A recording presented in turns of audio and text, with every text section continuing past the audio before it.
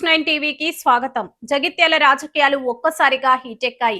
అధికార ప్రతిపక్ష నేతల మధ్య మాటల తూటాలు పేలుతున్నాయి. ప్రభుత్వ కార్యక్రమాల్లో ప్రోటోకాల్ వివాదం చినికి చినికి గాలివానలా మారుతుంది. మీ పేడ్ బ్యాచ్ తోని జై కాంగ్రెస్ అనుకుంటూ ఇష్టం వచ్చినట్టు చేపించుకుంటూ ఆయన ఎంపీ గారు మీ పక్కన మిమ్మల్ని పక్కనుంచుకునే కదా మాట్లాడింది. ఏం మాట్లాడిండ్రు? నా కార్యక్రమాలు చాలా ఎక్కువ ఉన్నాయి, నేను అసలే 2 గంటలు ఆలస్యంగా వచ్చిన, ఆలస్యంగా కూడా రావడానికి కారణం రైతులకు ఏదో కొత్తగా యూరియా యాప్ తీసుకొచ్చిండ్రు, దానితో కష్టాలు అవుతున్నాయి. నిజామాబాద్ డిస్టిక్లో అక్కడ ధర్నా చేస్తున్నారు, పెద్ద ఎత్తున రాస్తారోకో చేస్తున్నారు. అందుకోసం చుట్టూ నేను 45 కిలోమీటర్లు ఎక్స్ట్రా తిరిగి రావాల్సి వచ్చింది, అందుకే 2 గంటలు ఆలస్యమైంది. ఇంకా కార్యక్రమాలు చాలా ఉన్నాయి, ఇది నా మొదటి కార్యక్రమం. అందుకే ప్రజలకు అక్కడ ఉన్నటువంటి డాక్టర్ స్టాఫ్ అందరికీ కూడా అభినందనలు చెప్తూ, దాంతోపాటు లాస్ట్ ఆన్ రికార్డ్ చెప్తున్నా, చలో ఎమ్మెల్యే గారు ఉంటానని చెప్పి వెళ్ళిండ్రు. అక్కడి నుంచి చెప్పి మాత్రం వెళ్ళిండ్రు, చాలా మర్యాదనే మాట్లాడి వెళ్ళిండ్రు. ఏదో మీరు లేకముందు కార్యకర్తలందరినీ చుట్టూ పెట్టుకొని మైకులు పట్టుకొని అవహేళన చేస్తూ మాట్లాడలేదు మీలాగా. ఎంపీ గారు పోయిన తర్వాత మీ కార్యకర్తలందరినీ చుట్టేసుకొని మైకులు పెట్టుకొని ఇష్టం ఉన్నట్టు అవహేళన చేస్తూ మాట్లాడలేదు. మిమ్మల్ని పక్కకు పెట్టుకునే బాజాబ్తా ఉన్న విషయం అడిగిండ్రు, ఉన్న విషయం మాట్లాడిండ్రు. అఫీషియల్ ప్రోగ్రాంలో రాజకీయాలు ఎందుకు చేస్తారు? రాజకీయాలు చేయకండి, ప్రజలకు ఉపయోగపడే పనులు చేయండి, కలుపుకొని పోదామనే కదా మాట్లాడింది. నిన్న మీరు పిఎం ఆవాస్ మీ పేడ్ బ్యాచ్తోని కనీసం మహిళలం కూడా అక్కడ ఉన్నామనే సోయి లేకుండా ఇష్టం ఉన్నట్టు అసభ్య ప్రవర్తన చేపించిండ్రు మీరు. నిజంగా చెప్తున్నా, మా అసలు ఒక్కరు నీ యొక్క 100 మంది పేడ్ బ్యాచ్తో సమానం. నీ కార్యకర్త అంటావా, నీ కాంగ్రెస్ కార్యకర్త అంటావా, నువ్వు ఏదైనా అనుకో.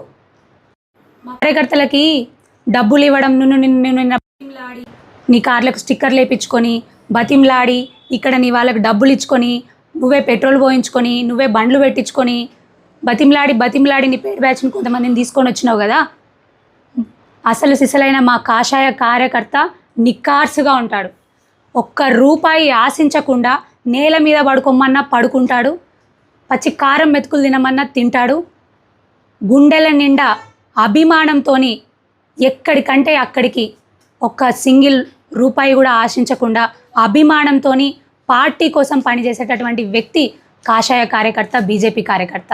అటువంటిది గౌరవ ఎంపీ గారు వస్తున్నారంటే స్వచ్ఛందంగా ఇక్కడికక్కడ Raikal rural, Raikal town, Jagtial rural, Jagtial టౌన్లో ప్రోగ్రామ్స్ ఉన్నాయని అందరూ కూడా స్వచ్ఛందంగా తరలి రావడం జరిగింది.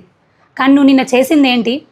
మహిళలకు అవమానకరం, మహిళలు ఉన్నారని చూడవు, నువ్వు పక్కకు ఎవరున్నారని చూడవు, అసభ్య ప్రవర్తన. పైగా ఎంపీ గారిని అవమానించే విధంగా, ఒక అతిథిగా వచ్చి అవమానించే విధంగా మీరు మాట్లాడడం.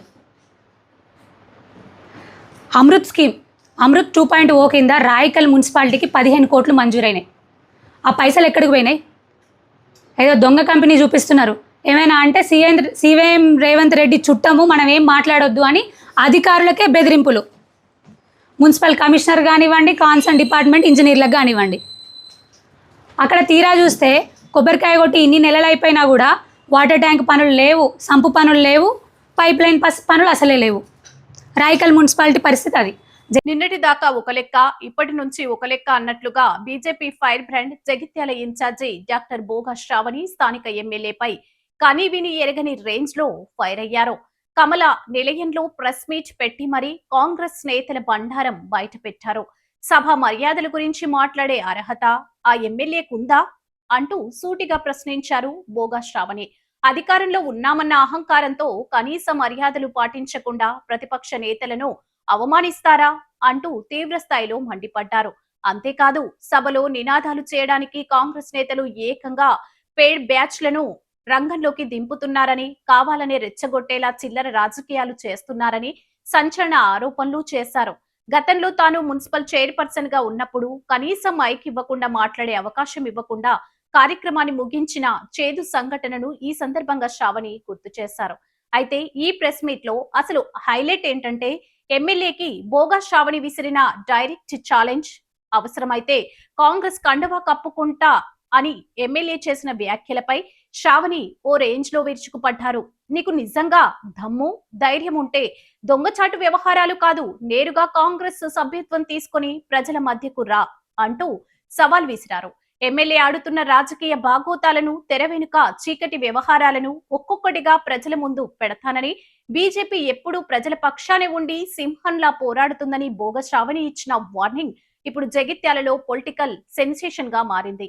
మరి బోగ శ్రావణి విసిరిన ఈ పొలిటికల్ బాంబులకి ఎమ్మెల్యే ఎలా రియాక్ట్ అవుతారు? జగిత్యాల రాజకీయం ఇంకెన్ని మలుపులు తిరగబోతుంది? మరిన్ని అప్డేట్స్ కోసం చూస్తూనే ఉండండి న్యూస్9 టీవీ.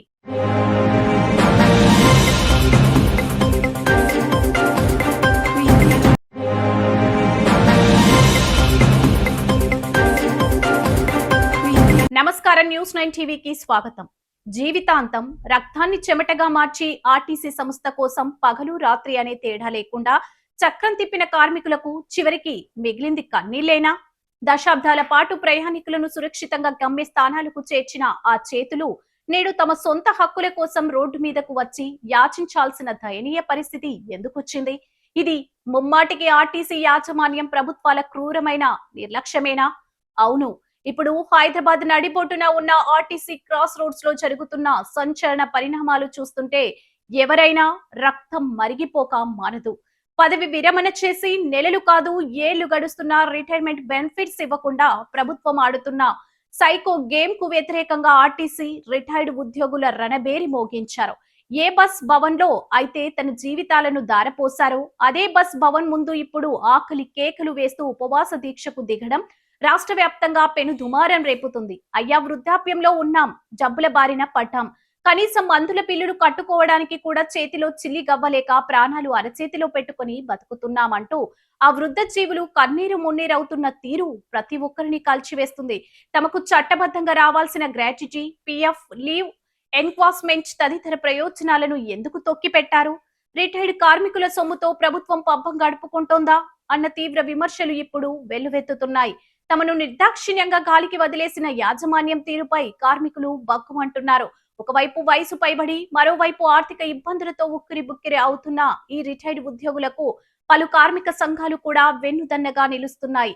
బస్ భవన్ ముందు ఎగసి పడుతున్న ఈ నిరసన జ్వాలలు రేపు ప్రగతి భవన్ దాకా వ్యాపించే ప్రమాదం ఉందన్న వార్తలు ప్రభుత్వాన్ని కలవరపెడుతున్నాయి. మరి నిద్రమత్తులో ఉన్న ప్రభుత్వం ఇప్పుడు ఏం చేయబోతుంది? రోడ్డెక్కిన ఈ పండు ముసలలో ఉసురు తగలకుండా వెంటనే వారి పెండింగ్ బకాయిలను విడుదల చేస్తుందా, లేక ఏమీ పట్టనట్లు వ్యవహరించి వారి ప్రాణాలతో చెలగాటమాడుతుందా? వణుకుతున్న చేతులతో కన్నీటి కళ్ళతో న్యాయం కోసం ఎదురు చూస్తున్న కార్మికుల గోసను ప్రభుత్వం ఎలా తీరుస్తుందో వేచి చూడాల్సిందే. మరిన్ని అప్డేట్స్ కోసం చూస్తూనే ఉండండి న్యూస్9 టీవీ.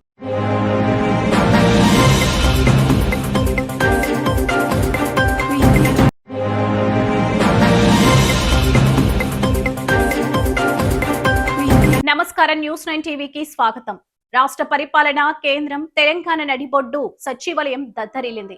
అవును, మీరు వింటున్నది నిజమే. పేద విద్యార్థుల పాలిట వరంగా మారిన ఫీజు రియంబర్స్మెంట్ పథకం ఇప్పుడు రాష్ట్రంలో అగ్గి రాజేస్తుంది.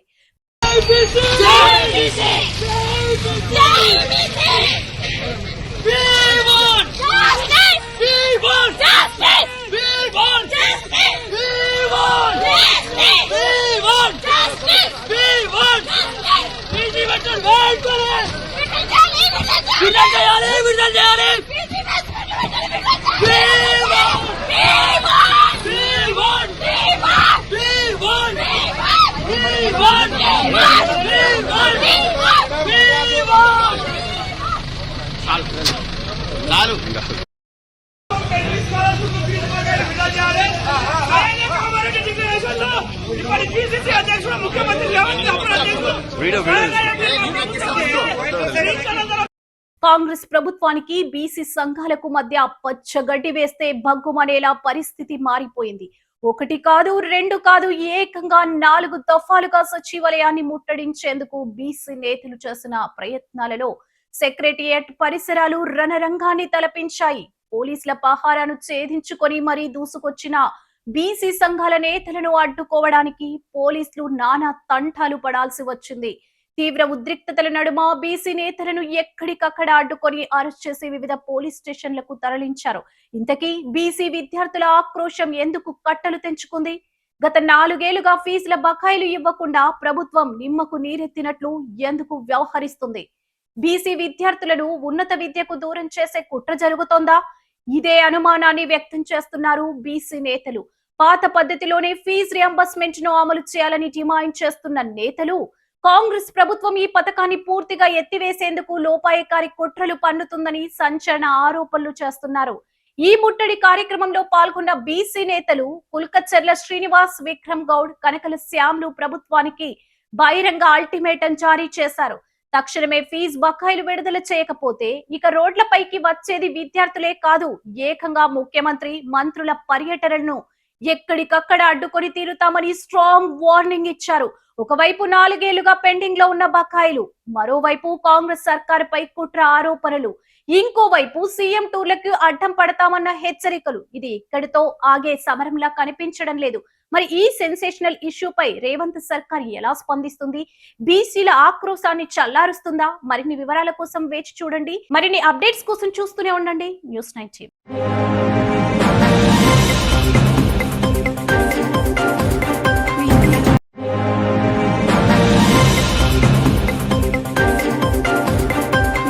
నమస్కారం, న్యూస్9 టీవీకి స్వాగతం. బ్రేకింగ్ న్యూస్ చూస్తున్నా గుండెలు పిండేసే ఘోర విషాదం.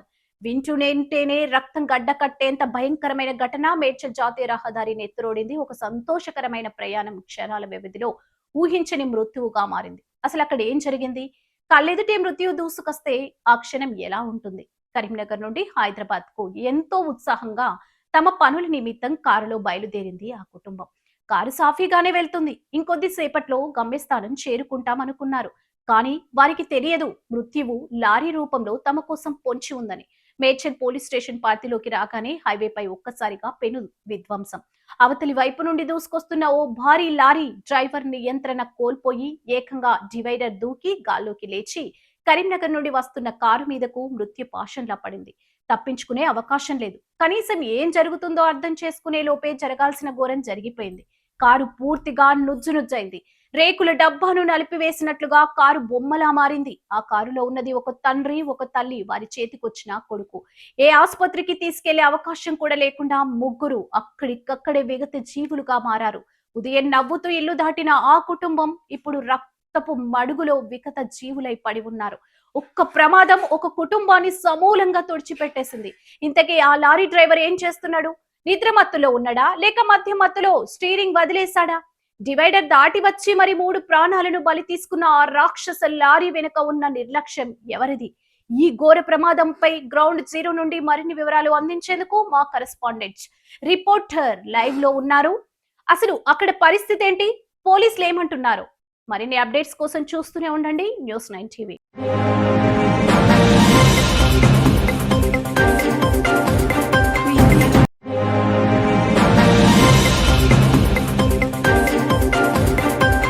నమస్కారం, మీరు చూస్తున్నారు న్యూస్9 టీవీ. ముందుగా ఈనాటి సంచలన వార్త. పేరు గొప్ప ఊరు దిబ్బ. బయట చూస్తే నిగనిగలాడే కేకులు, లోపల చూస్తే బొద్దింకల కవాతులు. మీరు ఇష్టంగా ఎంతో నమ్మకంతో తినే బేకరీ ఫుడ్ వెనుక ఉన్న కళ్ళు చెదిరే కడుపు తిప్పే నిజాలు ఈ రోజు వెలుగులోకి వచ్చాయి. సైబరాబాద్ వాసుల ప్రాణాలతో ఒక ప్రముఖ బేకరీ యాజమాన్యం ఎలా చెలగాటమాడుతుందో చూస్తే మీరు షాక్ అవుతారు. కూకట్పల్లిలోని ప్రముఖ బేక్ మ్యాక్స్ బ్రౌన్ బేర్ లో ఆహార భద్రత అధికారులు జరిపిన తనిఖీలలో కళ్ళు బయర్లు కమ్మే నిజాలు బయటపడ్డాయి. జనం డబ్బులు తీసుకొని వారికి రోగాలను పంచుతోంది ఈ బ్రౌన్ బేర్. అసలు లోపల ఏం జరుగుతుందో తెలిస్తే ఇంకెప్పుడు మీరు బేకరీ వైపు కన్నెత్తి కూడా చూడరు. అధికారుల తనిఖీల్లో బయటపడ్డ సంచలన నిజాలు ఏంటో తెలుసా? కలుషితమైన గుడ్లతో కేకులు. బేకింగ్ కోసం వాడే గుడ్లను కనీసం కడగకుండా బ్యాక్టీరియా మరియు మలమూత్రాలతో అలాగే నిల్వ ఉంచారు. ఇవి తింటే మన ప్రాణాలకు గ్యారంటీ ఎవరు?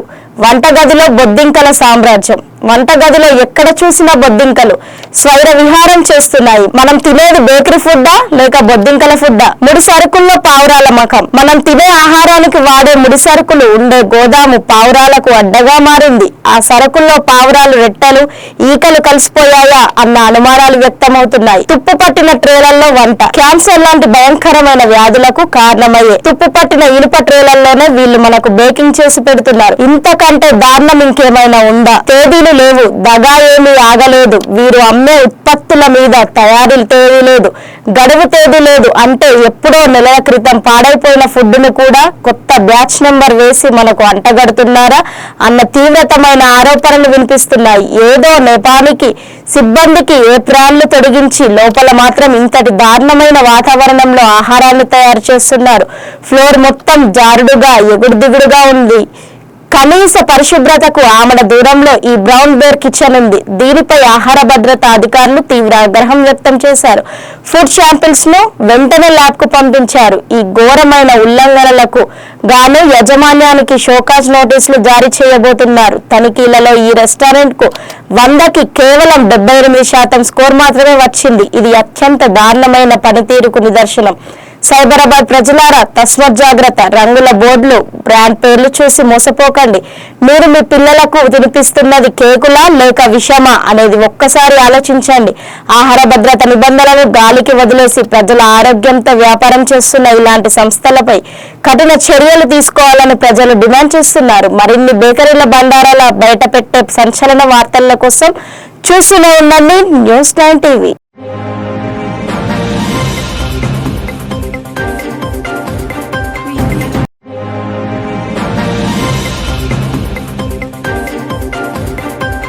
నమస్కారం, న్యూస్9 టీవీకి స్వాగతం. దేశ రాజకీయాల్లో ప్రకంపనలు సృష్టిస్తూ లోక్సభలో ప్రతిపక్ష నాయకుడిగా అధికార పక్షాన్ని ముప్పు తిప్పలు పెడుతున్న కాంగ్రెస్ అగ్రనేత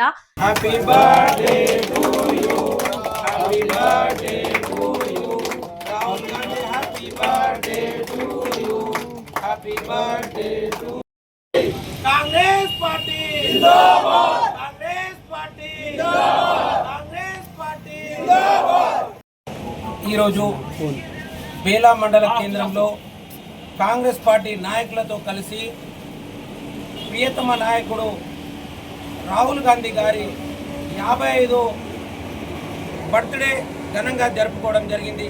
మరి అదేవిధంగా ఈ రాహుల్ గాంధీ గారిని రాబోయే కాలంలో ప్రధానమంత్రి చేయడానికి మేమందరం కృషి చేస్తామని తెలియజేస్తున్నాం. అదేవిధంగా మరి రాహుల్ గాంధీ గారికి పదవులు ఇంపార్టెంట్ కాదు, ఎందుకంటే మరి దాదాపు అప్పుడు రాహుల్ గాంధీ గారు ప్రధాని మంత్రి అయ్యే అవకాశాలు ఉన్నా కానీ ఆ రోజు కాలేకపోయిండు. మరి అందరూ బీజేపీ నాయకులు ఏం చేస్తారంటే ఈ కుటుంబ పాలన అని అంటూ పోతారు. మరి రాబోయే కాలంలో కూడా ఈ ప్రధానమంత్రి చేయాలనే ఆలోచనతోనే మేమందరం చేయడం జరిగింది. రాహుల్ గాంధీ జన్మదిన వేడుకలు బేలా మండలంలో పోరెత్తాయి. కేవలం వేడుకలే కాదు, రాబోయే ఎన్నికలకు ఇవి సమర శంఖాన్ని తలపిస్తున్నాయి. బేలా మండల కేంద్రం శుక్రవారం కాంగ్రెస్ నాయకులు కార్యకర్తల కోలాహలంతో దద్దరిల్లింది. నాయకులు భారీ ఎత్తున కేక్ కట్ చేసి ఒకరికొకరు స్వీట్లు తినిపించుకుంటూ సంబరాలు అంబరాన్నంటేలా చేశారు. ఈ వేడుకల్లో యూత్ కాంగ్రెస్ అసెంబ్లీ ఉపాధ్యక్షుడు సామా రూపేష్ రెడ్డి చేసిన వ్యాఖ్యలు ఇప్పుడు స్థానికంగా సంచలనంగా రాజకీయ వర్గాల్లో హాట్ టాపిక్ గా మారాయి. రాహుల్ గాంధీ అంటే ఒక వ్యక్తి కాదు, దేశం కోసం ప్రాణాలనే ఫనంగా పెట్టిన త్యాగధనుల కుటుంబం నుంచి వచ్చిన నాయకుడు అంటూ రూపేష్ రెడ్డి చేసిన ఉద్వేగభరిత ప్రసంగం కార్యకర్తల్లో రోమాలు నిక్కబొడుచుకునేలా చేసింది. ప్రజాస్వామ్య విలువలు, సామాజిక న్యాయం కోసం అహర్నిశలు పోరాడుతున్న ఏకైక గొంతుగా రాహుల్ గాంధీదే అని ఆయన కీర్తించారు. ప్రస్తుతం లోక్సభలో ప్రతిపక్ష నాయకుడిగా ప్రజా సమస్యలపై నిరంతరం తన స్వరం వినిపిస్తున్న రాహుల్ గాంధీ నేతృత్వంలో కాంగ్రెస్ పార్టీని తిరిగి అధికారంలోకి తీసుకురావడమే లక్ష్యంగా ప్రతి కార్యకర్త సైనికులులా పనిచేస్తారని రూపేష్ రెడ్డి శ్రేణులకు పిలుపునిచ్చారు. ఒకవైపు జాతీయ స్థాయిలో రాహుల్ గాంధీ చేస్తున్న అడుగులు సంచలనం సృష్టిస్తుంటే, క్షేత్రస్థాయిలో బేలాలో జరిగిన జన్మదిన వేడుకలు హస్తం శ్రేణులో కొత్త ఉత్సాహాన్ని, సరికొత్త సమర స్ఫూర్తిని రగిలిస్తున్నాయి. మరిన్ని అప్డేట్స్ కోసం చూస్తూనే ఉండండి న్యూస్9 TV.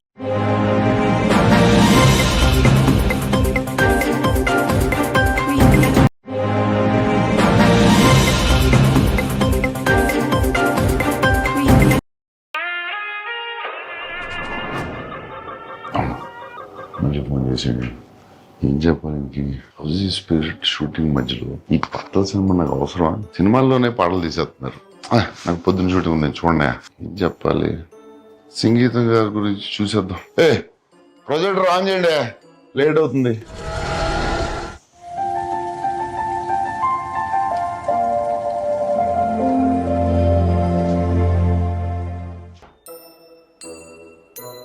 Hello Nagi, come to my room. Sir sir, నా వాయిస్లో మీకు ఏమైనా ప్రాబ్లం ఉందా? ఏం లేదు సార్, చాలా బాగుంటుంది సార్ మీ వాయిస్. డీప్ బేస్ అంతా బాగుంటుంది. నాకు పాటలు పాడడం రాదనుకున్నాను. అలా ఎప్పుడు అనుకోలేదు సార్. మరి ఎందుకు సార్ నన్ను ఈ సాంగ్ ఫిల్మ్లో ఎందుకు పెట్టలేదు? ఇది ఎక్స్పెరిమెంటల్ సినిమా కదా సార్. నా సినిమా చూసారు? వర్షం నేను ఎక్స్పెరిమెంటల్ చేయలేదు. చేస్తా కలిగి ఎక్స్పెరిమెంటల్ ఫిల్మ్ కాదు. మరి ఎందుకు సార్? సార్ సంగీతం గారు ఫోన్ చేయండి. కొంచెం లేట్ అయింది చేయండి సార్, పర్లేదు. Very angry, please please. అంటే ఒక వాయిస్ మెసేజ్ పెడతారా సార్? మేబీ పెడతారు. Sir, I just saw the film, sir. You're the greatest. You're the greatest ever. Hats off, sir. Good night, sir. So thank you sir. అలానే మన part 2లో Kamal sir తోటి Sir, అది విచిత్ర సోదరులు సంగీతం శ్రీనివాస్, పుష్పక విమానం సంగీతం శ్రీనివాస్. కట్ చేస్తే ఇది మొత్తం సినిమా అంతా సాంగ్స్. ఎలా సార్ ఆయన ఎలా ఆలోచిస్తారు సార్? అలాగే సార్, సాంగ్స్ మనం చేసేటప్పుడు మామూలుగా ఒక ట్యూన్ వస్తుంది. ట్యూన్ వచ్చి తర్వాత లిరిక్స్ రాస్తాం. లిరిక్ రాసి డైలాగ్ రాశారు, డైలాగ్ లిరిక్ రాసి ట్యూన్ చేశారు. It's very confusing sir. Please explain to me. Sir first ఒక 2.5 hour నరేషన్ ఉంటుంది సార్. ఆయనే పాడి ఆయనే పాడతారు. ఆయనే ట్యూన్ ఒకటి సొంతంగా అనుకుని ఆ సీన్లన్నీ ఆయనే పాడి మాకు పంపించారు.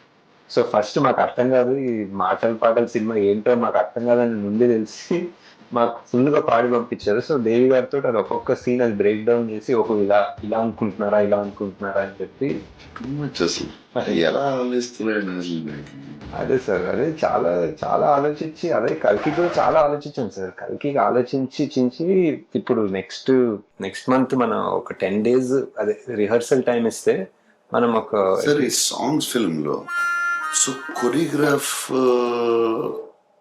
ఎలా చేశారు? ఇది ఆయన మైండ్ ఎలా పని చేస్తుంది అసలు? అది ఏంటి మైండ్? అది genius sir, genius. No doubt. One of a kind అంటే మన కల్కి కూడా సార్. కల్కి కూడా వన్ ఆఫ్ అ కైండ్. ఇంకా చాలా చేస్తాం. ఇప్పుడు పార్ట్ 2లో ఒక చాలా ఎమోషనల్ సీన్ ఒకటి ఉంది సార్. సార్ మయూరి సినిమా ఉంది కదా సార్ సంగీతం గారిది, ఒక కాల్ లేని అమ్మాయితో భరతనాట్యం మీద డాన్స్ మీద నిజంగా కాల్ లేని అమ్మాయిని తీసుకొచ్చి ఎమోషనల్ సీన్ చేసేది. మనం మళ్ళీ ఇప్పుడు ఇన్ని సంవత్సరాల తర్వాత సాంగ్ స్టార్ట్ అయ్యించి నాకు పిచ్ ఇంట్రెస్టింగ్ అనిపించింది సినిమా. నేను ఎక్స్పెక్ట్ చేయలేదు దాంట్లో నేను కళ్ళ నీళ్ళు వస్తాయి. నేను ఆ హీరో చెట్టులోకి వెళ్ళినప్పుడు ఒకసారి వచ్చినాయి, 2 సార్లు వచ్చినాయి. అప్పుడు అదే సీన్ లో ఫైట్ అంటే సాంగ్ లో ఏడిపించవచ్చు.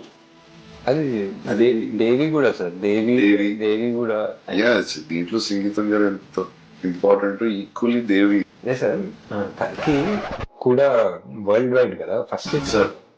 చెప్పేదారండి కూడా ఫస్ట్ ఆఫ్ ఇట్స్ సంగీతం గారికి ఫోన్ చేయండి, నేను పాట పాడతాను, వినిపించండి. Sir. Action sequence next. So that sir please sir.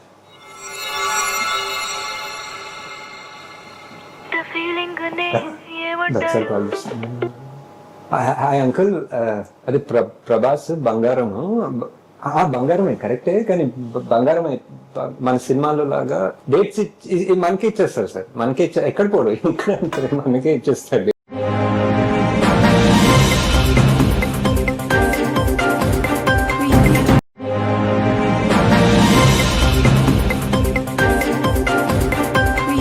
నమస్కారం, న్యూస్9 టీవీకి స్వాగతం. నిన్న పట్టిన నీళ్లు పాసిపోయాయి అని పారబోస్తాం, కానీ వేల ఏళ్ల క్రితం భూమిలోకి ఇంకిన బోరు నీళ్లను అత్యంత స్వచ్ఛమైనవని తాగుతాం.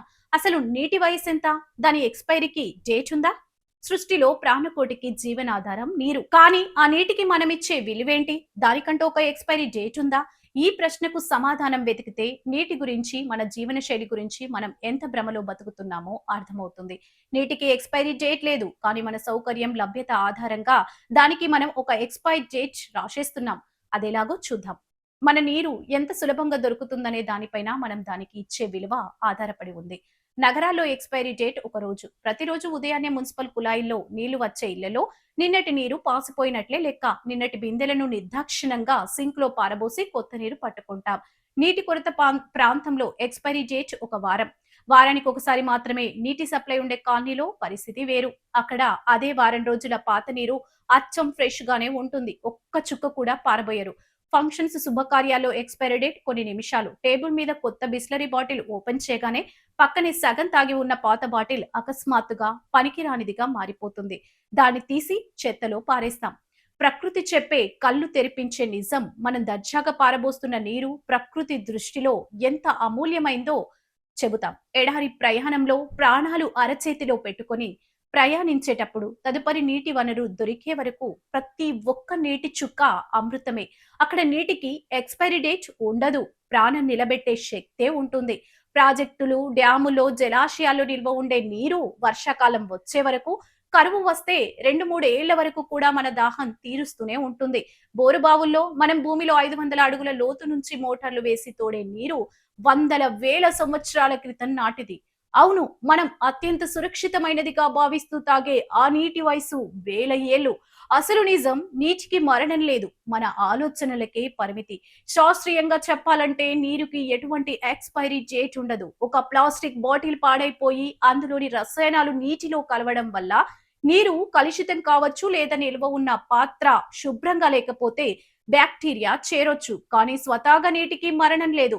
నీరు సులభంగా దొరికినప్పుడు దాన్ని పాసిపోయింది అంటాం. అదే కరువు వస్తే మురుగు గుంటలోని నీటిని కూడా వడగట్టుకొని తాగే పరిస్థితి వస్తుంది. ఈ స్పెషల్ స్టోరీ కేవలం చదివి వదిలేయడానికి కాదు, ఇది మన భవిష్యత్తును కాపాడుకోవడానికి ఒక హెచ్చరిక. ప్రకృతిలో నీరు అయిపోవడానికి ముందే మన అజాగ్రత్త, అహంకారం మనల్ని దాహంతో అలమటించేలా చేస్తాయి. నీరే ప్రాణాధారం. నీరు ఉంటేనే మనకు రేపు ఉంటుంది. రేపటి తరాల గొంతు ఎండిపోకూడదంటే ఈ క్షణం నుంచే నీటిని పొదుపుగా వాడడం మొదలు పెడదాం. ఈ వాస్తవాన్ని ప్రతి ఒక్కరికి చేరేలా షేర్ చేద్దాం. చదవండి, ఆలోచించండి, ఆచరించండి. మరిన్ని సంచలన వార్తల కోసం చూస్తూనే ఉండండి News9 టీవీ.